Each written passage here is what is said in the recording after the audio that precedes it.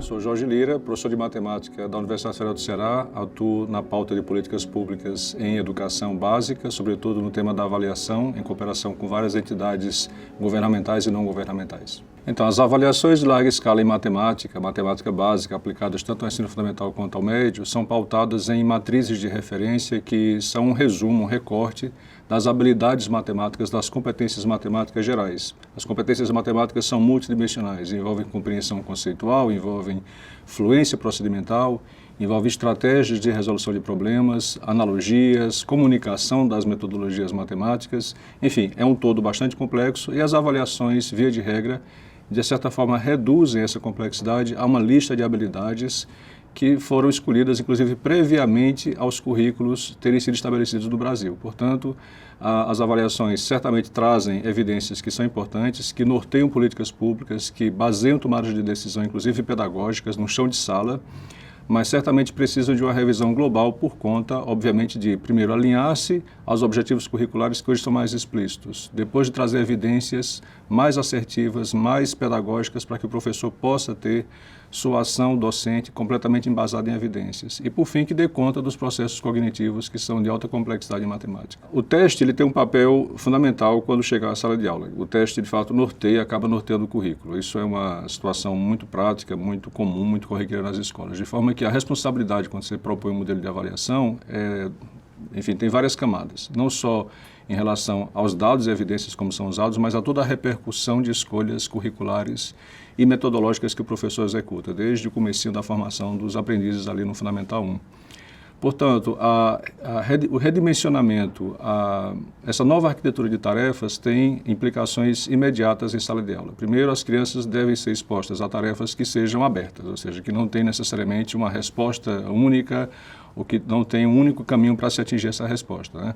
A matemática tem muito dessa atividade. Como atividade científica e humana, ela envolve diálogo, envolve trocas, envolve perguntas que muitas vezes não se consegue responder de pronto. Então, esses aspectos reais do uso da matemática devem ir para a tarefa no momento da avaliação, sob pena de que nós temos uma matemática escamoteada chegando à avaliação que nada tem a ver com a matemática real ou com aquilo que é necessário nas aplicações, ou seja, os aspectos da matemática que estão na ciência de dados, estão, enfim, todas as atividades no mundo à volta. Toda avaliação em qualquer área pode ter várias ênfases. Avaliações são diagnósticas, ou seja, eu consigo mapear os conhecimentos consolidados, aqueles que estão mais fragilizados, que competências estão a caminho de ser consolidadas ou não. Então, o diagnóstico é uma função principal da avaliação.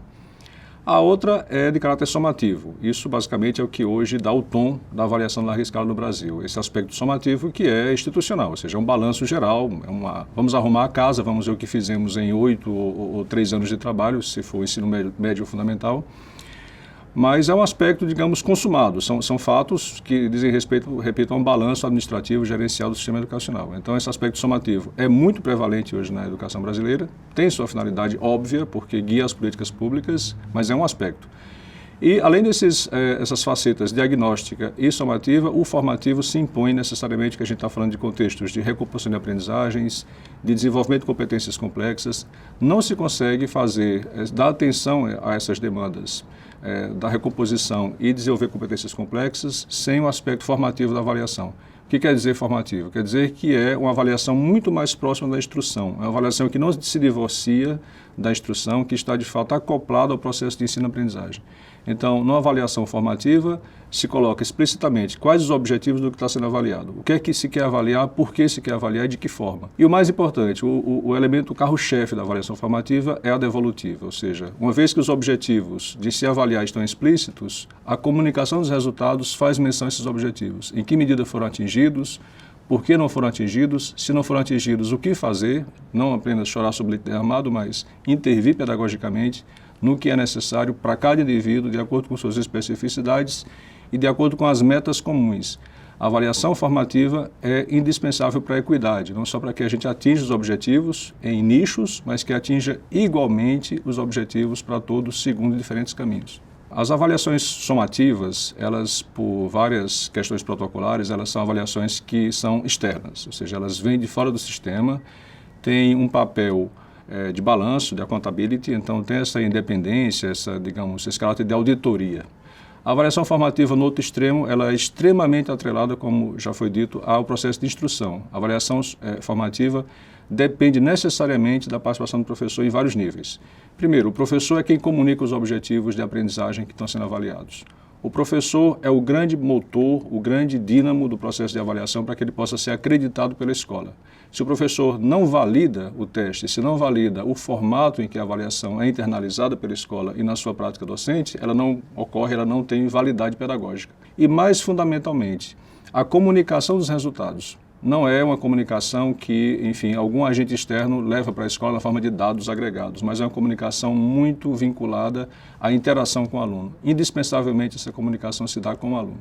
E para que esse esforço seja feito, não é possível de forma nenhuma que atores isolados possam levar à frente esse processo. Nós podemos ter avaliações formativas em escala muito pequena, mas para que isso possa ter um papel de mudança global do ensino-aprendizagem, é preciso ter um concerto de atores, de instituições envolvidas, não só o governo e os órgãos instituídos para avaliação, como o INEP, mas todo um parque de inovadores, universidades, institutos, como o próprio Instituto Unibanco, organizações não governamentais que se congreguem em torno desses desenhos, e desenhos no plural. Não há um desenho que triunfe. É necessário ter vários instrumentos, vários desenhos que no seu complexo, nas suas opções complementares e metodológicas possam, de fato, ter um desenho robusto e sincrônico de avaliação formativa. Então, a avaliação formativa surge aí como uma possibilidade concreta de intervenção em um momento em que é necessário superarmos todos os gargalos de aprendizagem que são crônicos, que a pandemia agravou e que são urgentemente necessários que se resolva para que a gente possa entrar na complexidade do mercado de trabalho e dos projetos de vida dos estudantes.